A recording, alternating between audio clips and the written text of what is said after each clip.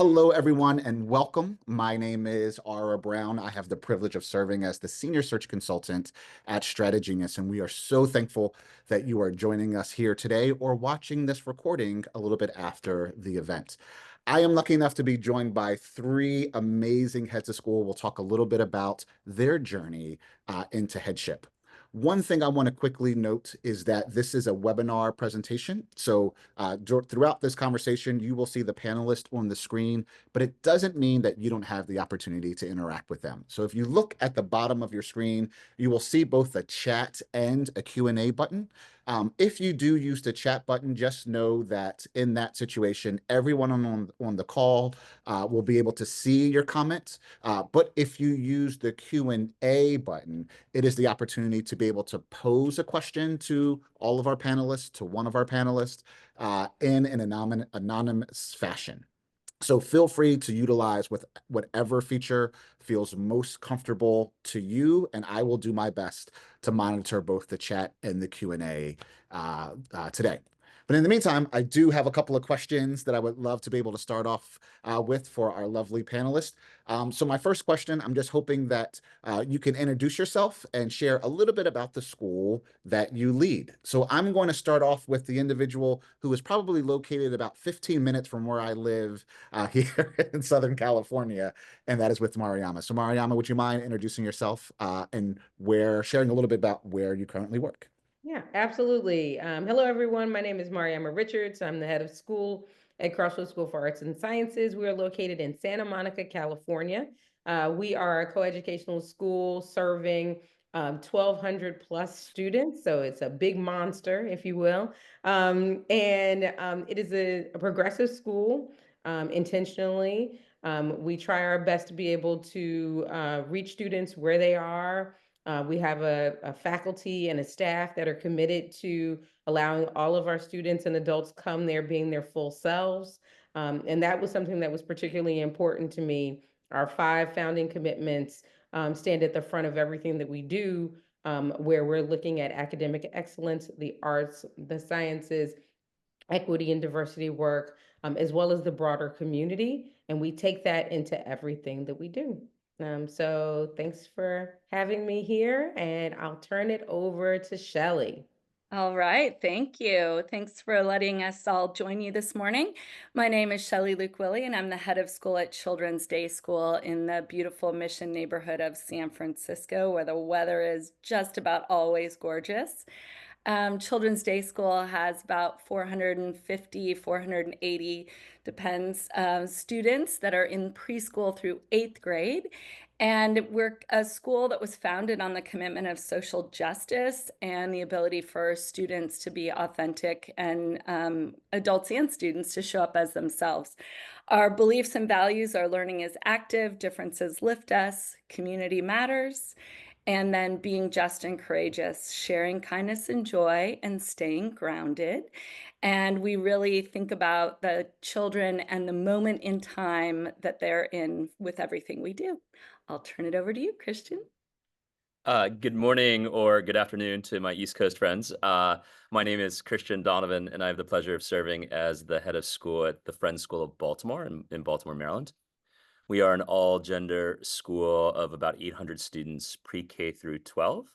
And one of the hallmarks of our school is that we operate in the Quaker tradition of education. So what that means is that for us, there are 5 sort of main philosophies or pillars.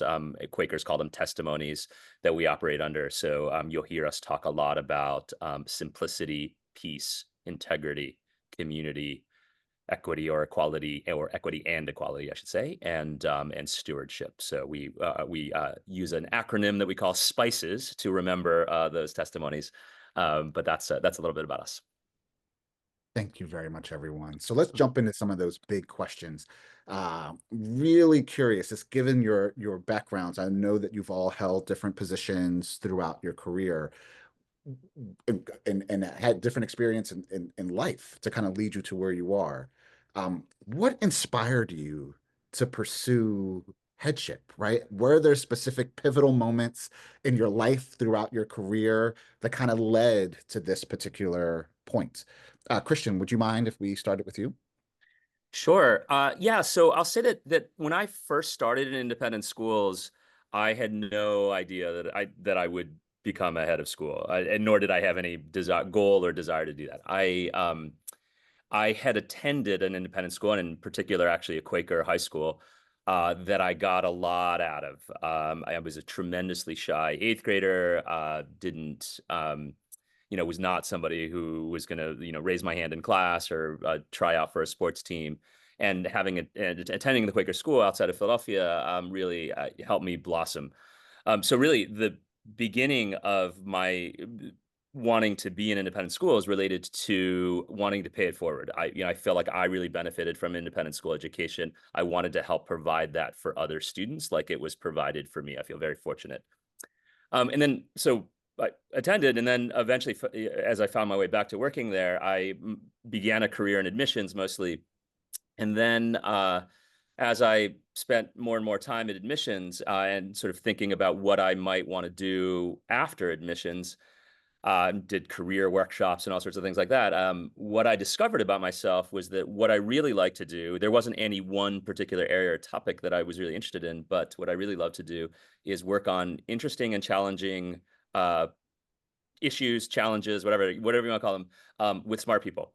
And it happens that independent schools have allowed me to do that. I get to, as a head of school, get to work on really interesting challenges with really smart people.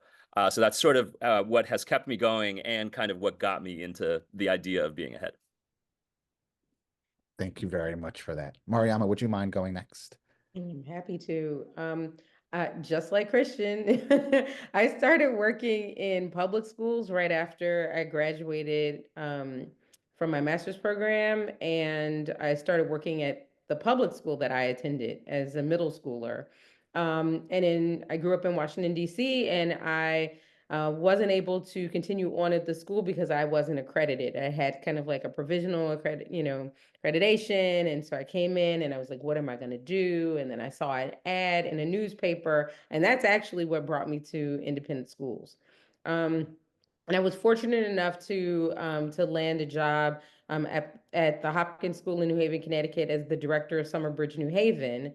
And so through that process, I was able to partner my work with public school students and private school students, and it was kind of the best of both worlds. I could teach in as well as continue to give back in ways that I thought were important. But what I realized pretty quickly as I started to work in independent schools was that there was often a desire to have my input, and I didn't always have the power to actualize it. Mm. And that's a really important moment to kind of all of a sudden realize that you have a value in a space, but you don't always have control. Now, as a head of school and other heads of school, I'm sure on this call will tell you, we feel like we have less power than we've ever had. But we rely on people's capacity to evoke their power. But I do think that there was a moment where I realized, like, if I really want to be in schools and support the vision that is very important to me, then in some ways I had to be at the table. And so you start to look at ways to put yourself in positions where you provide value, and then you have an actual task of moving that forward. I think, unfortunately, a lot of times folks are in a school and they're like, we don't understand why the leadership does this, or we don't understand why the leadership does that. And you're right to have those questions.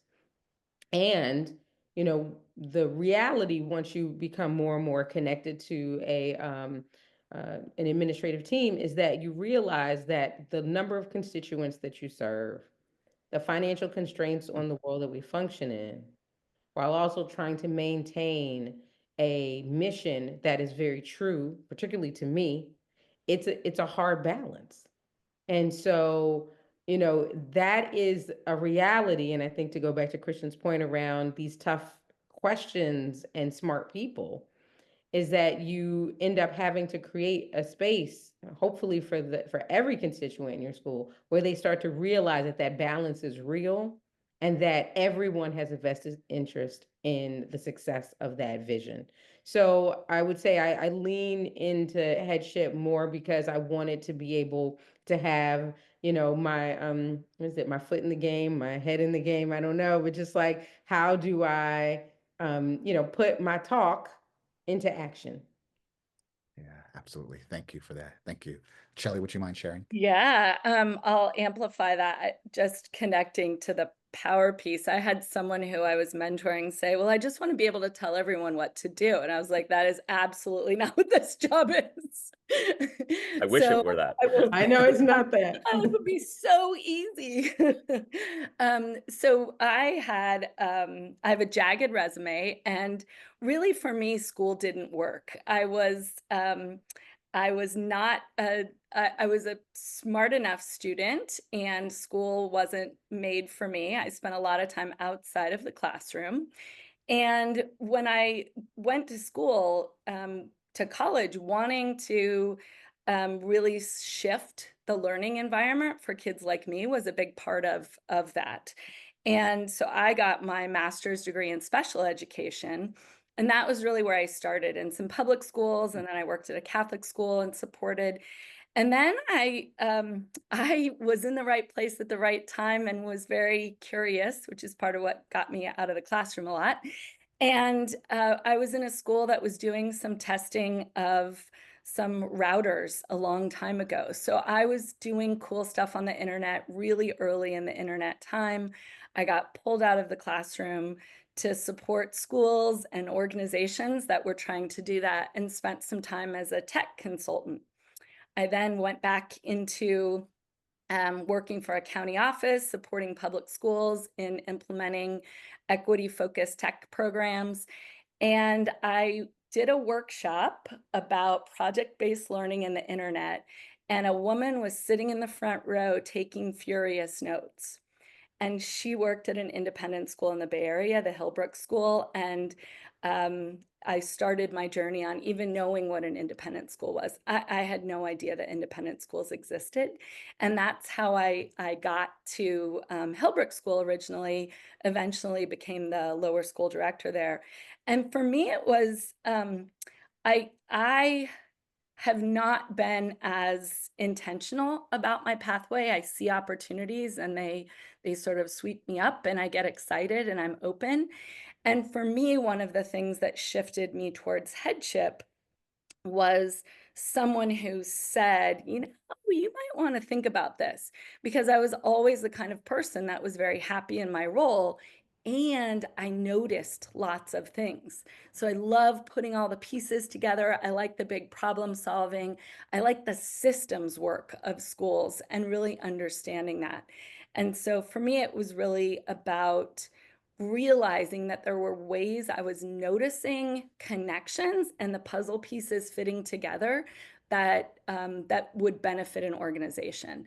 And my first headship, I was actually in the right place at the right time when there was a little bit of a crisis, and I became a head of school internally after having done the work on the backgrounds a lot. And I think that's maybe a common woman story. I don't know, that you end up sitting in the back doing all the work, and then all of a sudden, I feel really privileged to have been in a space where someone was like, "Okay, now we're actually gonna give you the role, give you the actual scope of the work that you've been doing."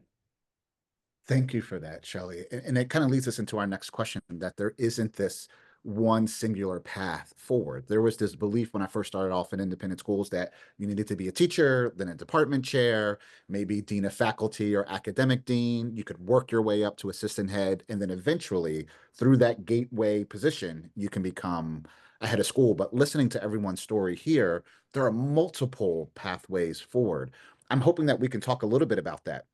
What are some, not necessarily jobs, but what are some experiences that really prepare someone for headship, right? Can you come from public schools and go into a headship? Can you come from the collegiate level and go into headship? So, Shelley, I know you kind of left off right there, but if you wouldn't mind Yeah. expanding upon that, that would be great.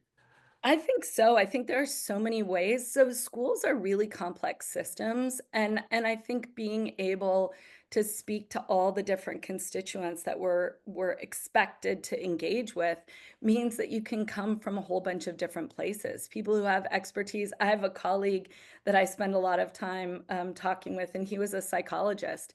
That's a good skill to have for all the people work that we do. Being a good listener, like it's there's some skills that cross over in so many different arenas. Listening, being curious. I think we do a lot of problem solving, a lot of holding our community, a lot of co-regulation. Like being calm is probably a really important uh, skill to develop as a perspective head of school. I think having some proximity and understanding some of the business, you don't have to be able to be a financial expert, but it's more than just hanging out in a classroom, and the classroom stuff is most important. I will definitely say that. And you really do have to understand how a business works and not feel that that's um, like some people don't like advancement work. You got to love all the stuff you have to do, and that means you can experience lots of different things.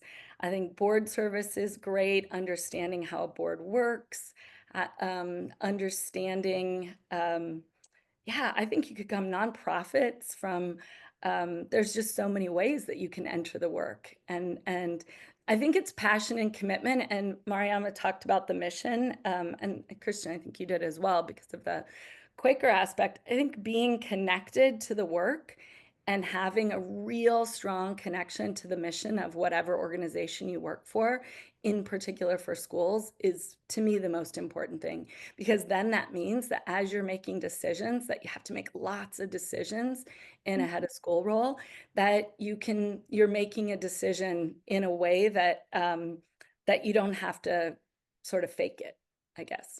Yeah. Yeah. Mariama, would you mind continuing on this thread? And I'm going to throw in an additional piece just because I know a job that you've held a couple of years ago, and that is of a DEI director. And Yeah. at one point in time, folks were told that is a dead-end job, that there's no life after that. But clearly, I know you've had some jobs since then, or some Yes. positions, excuse me, since then. But speak a little bit more about the experiences that have influenced you and that were important to have in becoming a head of school. What I will say is that I was the director of diversity, but I want to be very clear that I was a senior level director of diversity. And I think that is the difference, right? You want to be at a school that cares about that role enough to have it be a part of a senior leadership team. And I had a mentor, or have a mentor, Peter Branch, who was my head of school at Georgetown Day School. I was there for 10 years. I was co-director of diversity with Elizabeth Denevi. So not only did we have one, we had two directors of diversity for 1,000 plus school community in Washington, D.C. that was committed to this work because it was also a part of their founding principles. And you set this up nicely, Ara, because I do believe this, is that I think sometimes people in schools, and I mean this with all respect, that I remember being a faculty member and going to that state of the school conversation and sitting there going, can you just tell me what my raise is going to be so we can get out of this room? I just want to know what our raise is going to be. And I've spent a lot of time now that I'm a head of school saying to my employees, but also saying to my senior leadership team, if you're in the room, you need to pay attention. This is the training ground for what you're going to be able to do eventually. And I think so often, because our lives are so full with so much work, that what you end up doing is focusing on the thing you need to get done and then try to push on. But it was very clear to my head of school at the time. Peter would say to me, every person I have ever had on my senior administrative teams is a head of school now, and you will be one too. And I told him, there is no way. Have you met me? I am loud. I'm opinionated. I have all these tattoos. I have all of this. There's no way. And he was like, mark my words. And he was one of the first people I sent my contract to when I was offered the position. all of this to say is that you have to remember that every role you have in the end has a huge impact on what your leadership trajectory is going to be. I do get worried sometimes that I think people will believe that if I do aspiring heads, or if I do the executive PhD programs or all of these things, that I can finish that and now I can go into leadership. And I think one of the pieces that I would just encourage people to do is that you don't have to have a straight trajectory. You know, being a diversity director was a dead end position for a lot of people for a long time.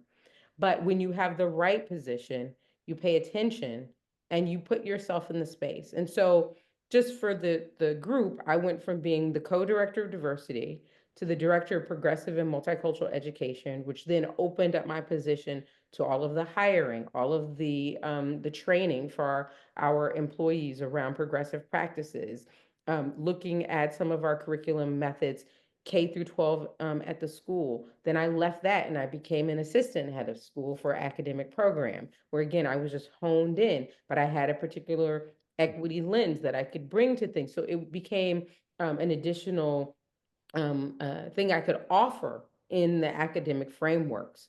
And then from there, I became associate head of school at Crossroads, and eventually came into the headship.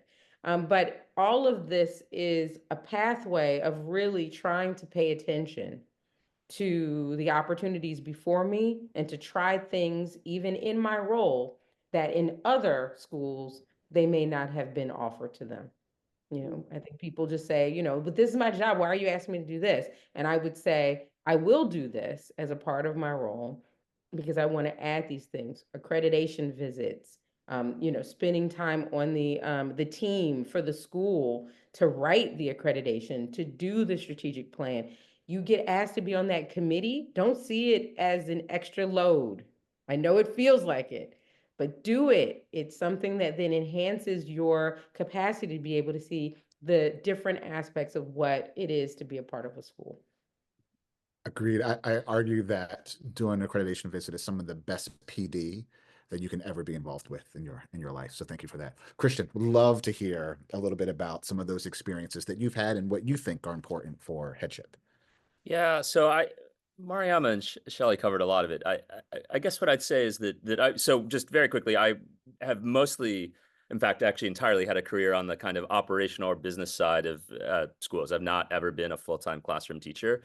So started my career in admissions, did a little bit of college counseling, became eventually an assistant head of school.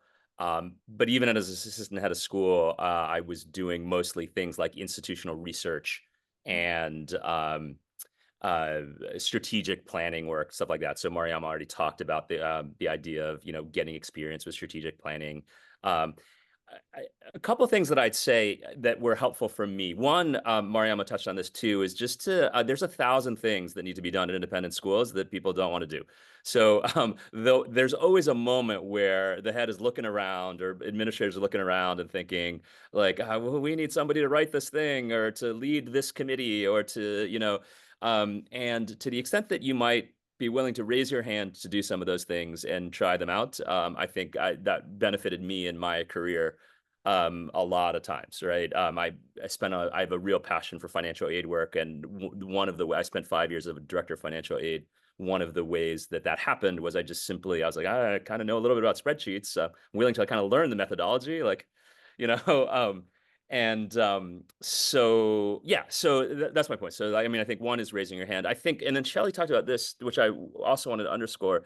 I do think that thinking about like demeanor and like a kind of emotional self-regulation, one of the things that I've learned about this job is that people take it's sort of like being a parent, right? Like your kids take emotional cues from you. So when your kid falls down and scrapes their knee, if you're like, you're okay, then like everything's okay. But if you are like, oh my God, what happened?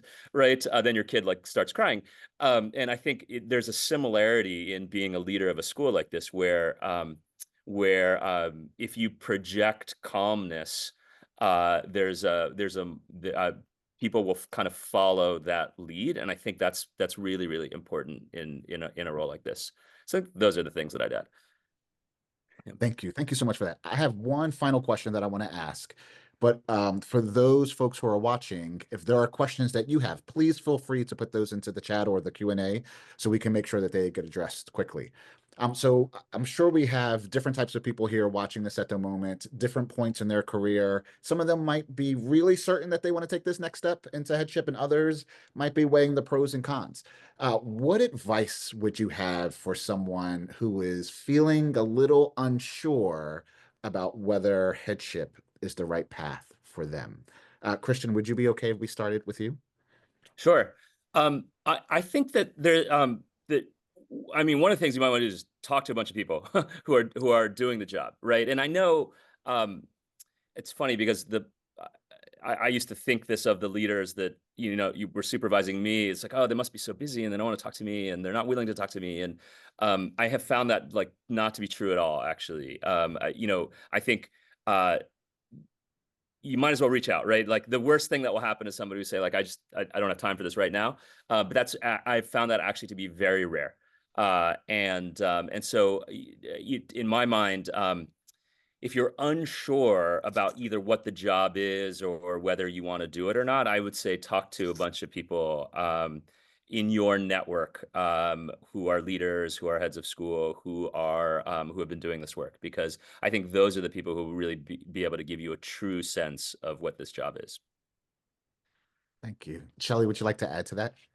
Sure, and I think talking to people is very important, and I will amplify that. Like, I've never been told no, and I've never said no. Like, maybe it's not the right time, but it's really fun. I think those of us that are in the role are excited to bring other people in and really develop. That's part of what we love about the work. I would say generally, is nurturing and developing people. And I think getting close, so saying yes to things. I think we've all said that, and observing why do I want to do this? Is this really exciting to me? For what reasons? What are the parts of the work that seem exciting? And how can I do that in whatever role I'm in right now? And then keep stretching a little bit and growing and connecting. Thank you. Thank you for that. Mari, would you like to close us out here? Co-sign on all of those things. So I will just add this, which is look at what you're doing, find the thing that has to be solved, and present on it at a conference. The more you get that under your belt as well, it creates an opportunity where not only are you pushing yourself towards innovation and change or realization, but you're also doing it in community with other people who care about things that you care about. And I know everyone on the screen because we care about similar things, and we have met each other at conferences. We've connected across topics. And then you have a cohort of other people that you rise in the ranks with, and that they can be a support service to you.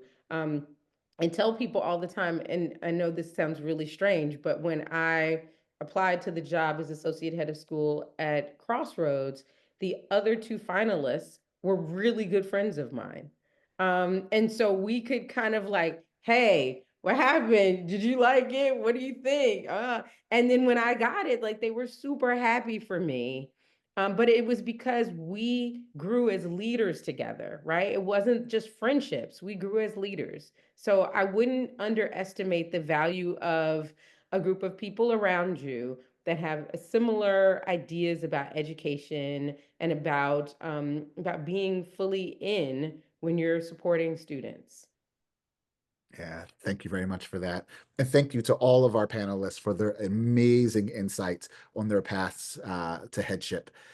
I would strongly encourage anyone who is watching this right now to think about your network, think about that cohort, make sure you're reaching out, make sure you're participating in those conversations, those programs that are giving you the skills, regardless of what your day-to-day job is, to set you up for success in this role.